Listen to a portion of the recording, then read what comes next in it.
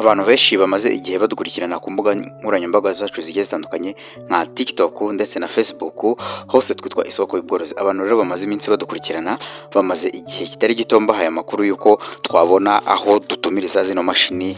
Mwari mumaze igihe kinini munsaba cyangwa se mumbaza muri comment zigiye zitandukanye kuri video za YouTube ndetse n'ahandi, mwambazaga izi mashini harimo izi pellet, murazibona iyi pellet machine ndetse incubator. Iyi murayibona ni incubator from China. Hakazamo iyi mashini muri kubona grass cutter, murazibona.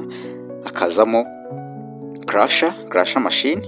Ni mashini nyinshi zigiye zitandukanye, harimo n'izikora amavuta nguko iyi ngiyi murimo murayibona. Izi mashini rero ndagira ngo mbabwire ngo kuri uyu munsi hari uburyo ki bushoboka bwo kuba watumiza izi mashini ikava mu Bushinwa ikakugeraho. By'umwihariko ababafasha kuzitumiza nanjye ndimo. Uratwandikira WhatsApp kuri iyi nimero yanjye usanzwe mumbarizaho ibibazo, muratwandikira kuri WhatsApp ubundi tuguhereze amakuru kuri buri mashini wishaka kuba watumiza, wumva ushaka kuba watumiza. Zigiye zitandukanye mu byiciro, harimo inini hakabamo n'intoya. Mu minsi yashize twari dufite mashini zigera muri 2 zari ku isoko, zari zaravuye mu Bushinwa, zari mu Rwanda. Harimo imwe ya pellet machine ndetse hakazamo n'iya incubator irarira amagi 1000. Ubu ngubu iyo ya pellet machine barangije kuyigura, umukiriya yarayitwaye, hasigaye iyo incubator ijyamo amagi 1000. Uyikeneye rero nawe uraza kunyandikira kuri ino nimero ya WhatsApp ubundi tuvugane, nkubwira amafaranga watanga ukayitwara. Nawe rero wifuza kumenya ngo ino mashini igurite, haba pellet, haba grass cutter, haba yino twifashisha mu gusya crusher. Ino tubyita crusher, hari ugusya ibigori cyangwa se amasaka ikabimenagura. Ubwo ndimo ndavuga ku bantu bakora ibiryo by'amatungo, ahanini ni nabyo kuri channel yacu twibandaho ku bigendanye n'amatungo, ubworozi bugiye butandukanye.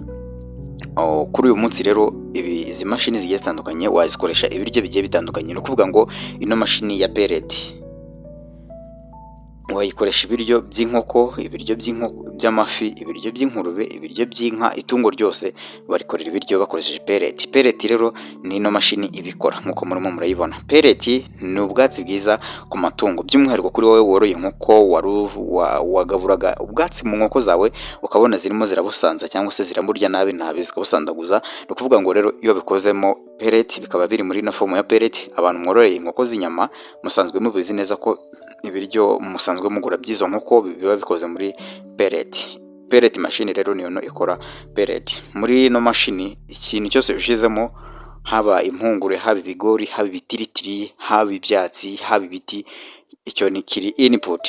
Output ikivamo rero nyuma yo gushyizamo ibyo bintu nicyo twita pellet. Ino mashini rero iyo umaze kuyigura itutumiza no tuyunguruza tugiye dutandukanye bitewe n'amatungo ushaka kuzajya ukorera, cyangwa se ubunini nangwa se ubukuru bw'ayo matungo. Yaba ari imishwi, yaba ari ku nkoko, ubwo utumiza tuyunguruza dutandukanye. Hari utwo uzajya uhindura akayunguruza mu gihe ugiye gukorera imishwi, akayunguruza mu gihe ugiye gukorera inkoko ziri muri gorowa cyangwa se muri finisher.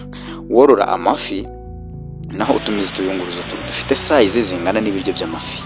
Waba worora inkwavu, inka ndetse n'andi matungo, byose nuko bikorwa. Ubwo twavugaga kuri no pellet machine.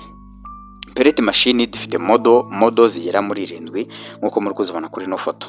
Buri modo hano hambere handitse modo, ubwo ni ukuvuga modo ni izina ry'imashini. Ni ukuvuga ngo rero hari modo ya 125. Iyi akaba ari imashini ya pellet ifite ubushobozi cyangwa se imbaraga zo kuba yakora ibiro hagati y'ibiro 50 ndetse n'ibiro 70 ku isaha. Murabibona kuri no table.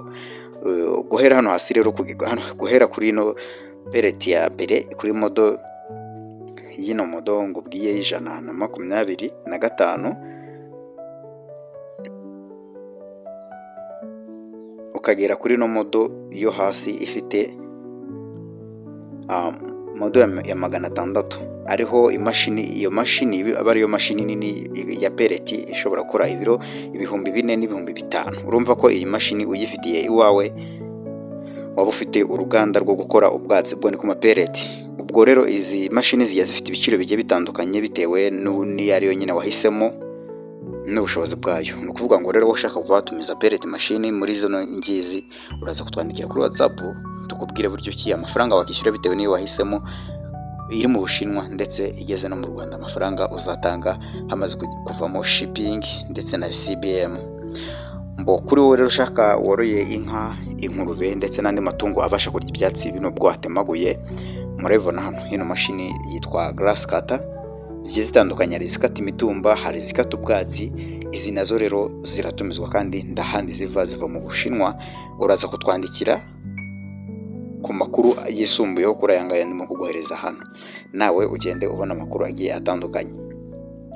Kuri mwe mworora inkoko mwifuza kurariza, mukaba mwibaza ku zino mashini zo mu Bushinwa, ukaba wibazaga ati yakugeraho bigenze ute, utaruzi uburyo ki yakugeraho, nawe rero reka nkubwire ngo izi mashini yaboneka. Ni ukuvuga ngo ni uguhera ku kamashini gato k'amagi 20 ukagera ku magi ushaka. Hari ya 500, hari y'igihumbi, hari y'ibihumbi 5, hari y'ibihumbi 12. Ubwo biterwa nawe ubushobozi ufite ndetse n'imashini ushaka kugura. Nazo zigira ibiciro bigiye bitandukanye bitewe n'amagi ayijyamo ndetse n'ubunini bwayo. Izo zose rero mu Bushinwa niho ziva.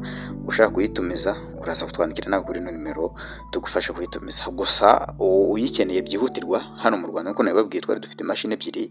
Imwe yaratwawe ya pellet machine, hakaba hasigaye incubator ariyo yino muri kubona muri screen. Iyi ngiyi iri mu Rwanda, iracyari nshyashya, no mu sashi yayo ntabwo yari yakoreshwa na rimwe, iracyari nshyashya. Uyikeneye nawe uraza kunyandikira WhatsApp tuyiguhereze. Iyi ngiyi ijyamo amagi 1000, akaba ari full automatique, ikabikoresha umuriro usanzwe nkuko murimo murayibona. Uyikeneye nawe rero uza guca inbox kuri nimero, ni kuri WhatsApp, ubundi tuvugane ibiciro, tukubwira igiciro cyayo, ubundi wishyure nawe utangire kurariza amagi iwawe. Si ibyo gusa, kuri no mashini ya incubator cyangwa se no mashini dukoresha mu kurarira no mu guturaga, uyikeneye twayita iri tekiniko cyangwa se twikoreye hano mu Rwanda, natwe dusanzwe tuzikora. Ngiyo maze igihe ngoresha mu guturaga, ni imashini twikoreye. Nawe rero uramutse ushaka kuyikoresha, yino twikoreye ngizi muri kubona hano muri screen, nawe uraza kutwandikira WhatsApp kugira ngo tukubwire ibiciro byayo, ubunini bw'imashini ushaka, nawe tube twayigukorera. Ni pellet machine uyikeneye yo twikoreye mu Rwanda, nayo turazikora. Naho uraza kunyandikira nkubwire ibiciro, niwumva ushimye mbite nguhuza n'umutekinisiye uzikora, ubundi ugende ujya kumusura muvugane kuntu yazayigukorera, ubundi nawe yigukorere. Kuri zino mashini dutumiza mu Bushinwa, kandi kantu nababwiraho nuko iyo uyitumije ukimara gutanga komande, ubwo hari amafaranga bagusaba kwishyura, mugahana amasezerano yuko wishyuye, ukagira document utwara, ukagira na kopi ubasigira. Nyuma yuko utanze iyo komande utegereza iminsi 30. Ni iminsi 30 kugira imashini ivuye mu Bushinwa ibigeza mu Rwanda. Bitwara iminsi 30, si myinshi ugereranyije n'ahantu zica, kuko kugira ngo ive mu Bushinwa igere mu Rwanda bisaba ko iba yaciye mu nyanja and then igafata imihanda yo ku butaka ikapfa kikugezeho. Ntabwo biba byasabye ko ica ku ndege. Ubwo iyo bibaye igihe kirekire, iminsi 35, ariko ku minsi 30 iba yakugezeho. Izo nizo mashini. Haba ikindi kintu ukeneye kiva mu Bushinwa, imashini zikora amavuta nko muri kuyibona, nayo watwandikira tukaba twakubwira buryo ki iyo mashini yakugeraho. Muri video itaha ngiye kubategurira ibijyanye n'ibiciro bya buri mashini. Uyikeneye rero uraza kutwandikira, ndetse n'andi makuru ukeneye kuri izi mashini dutumiza ziva mu Bushinwa, uraza kutwandikira.